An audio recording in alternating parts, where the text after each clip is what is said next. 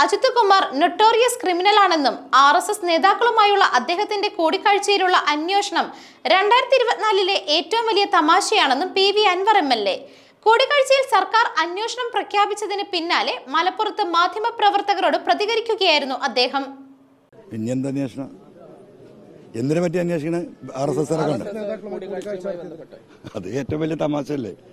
ജൈനേന്ദ്രയുടെ അന്വേഷണം എൻ്റെ വ്യക്തിപരമായ ഞാൻ അന്വേഷണത്തിൻ്റെ ആവശ്യമില്ല. ഈ നാട്ടിലെല്ലാം മൂക്ക് കീഴ്പ്പെട്ട എല്ലാ മനുഷ്യർക്കും അറിയാം അയാൾ RSSനുമായി നല്ല ബന്ധത്തിലാണ്. എന്താ പറയുക, എല്ലാ കാര്യങ്ങളും അദ്ദേഹമാണ് നടത്തി കൊടുക്കുന്നത്. ഒരു പ്രപഞ്ച സത്യം പോലെ കേരളത്തിൽ നിൽക്കല്ലേ. അല്ല പിന്നെന്തിനത് അന്വേഷണം എന്തിനാണ്? അല്ല എന്തിനാണ് അന്വേഷിക്കുന്നത്? ഒരു സത്യമല്ലേ, ഈ സൂര്യൻ ഉദിക്കുന്ന പോലെ നിൽക്കല്ലേ. പിന്നെ അതിന് മുകളിൽ അന്വേഷണം വേണോ? അത് 2024 ഏറ്റവും വലിയ തമാശയായി കൂട്ടിയാൽ മതി. അതാണ് എൻ്റെ അഭിപ്രായം. അല്ല അതൊക്കെ അതിന്റെ വഴിക്ക് നടക്കട്ടെ. ഞാൻ എൻ്റെ അഭിപ്രായം പറഞ്ഞതാ. എനിക്കതിനെക്കുറിച്ച് പറയാനുള്ളത് 2024 ഏറ്റവും വലിയ തമാശ ADGP അജിത് കുമാറിന് RSSുമായി ബന്ധമുണ്ട് എന്ന് ഉണ്ടോ എന്താണ് സംസാരിച്ചത് എന്നുള്ള കാര്യം ഇനിയിപ്പോൾ അതറിയണമെങ്കിൽ മറ്റാളെ കിട്ടണ്ടേ? ഇവർ തമ്മിൽ സംസാരിച്ചത് എന്താണെന്ന് പറയണം. അത് അന്വേഷിക്കാനാണല്ലോ പോയത്. അപ്പോൾ ആരെ കിട്ടണം?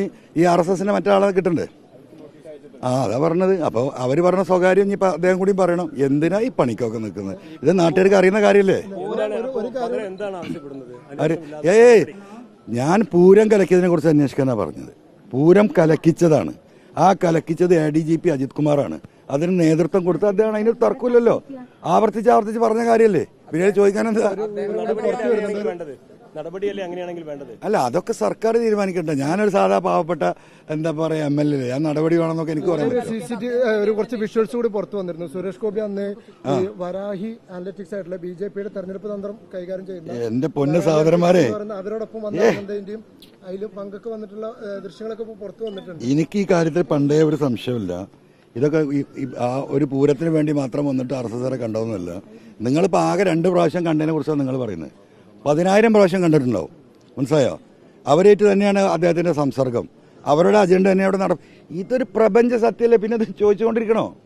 Live it. അത് ജനങ്ങൾക്ക് വിട്ടുകൊടുത്ത് വിളിക്കും. അതെനിക്കറിയില്ല. അതിപ്പോൾ അറിയാത്ത ചില സംഗതികൾ അങ്ങനെയാണല്ലോ. അതിപ്പോൾ ബോധ്യപ്പെടണമെങ്കിൽ ചില ആളുകൾക്ക് കുറച്ച് സമയം എടുക്കുമായിരിക്കും. ഇന്നലെ EP പറഞ്ഞില്ലേ, എന്തോ ഉറങ്ങാത്ത കാര്യമൊക്കെ പറഞ്ഞില്ലേ. അങ്ങനെയൊക്കെ നമുക്കിതിനെ കുറിച്ചൊന്നും പറയാൻ പറ്റില്ലല്ലോ.